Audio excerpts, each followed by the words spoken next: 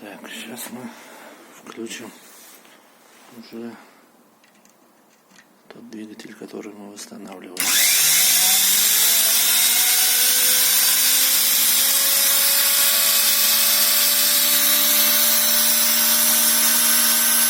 Немножко искрит еще, но это не критично.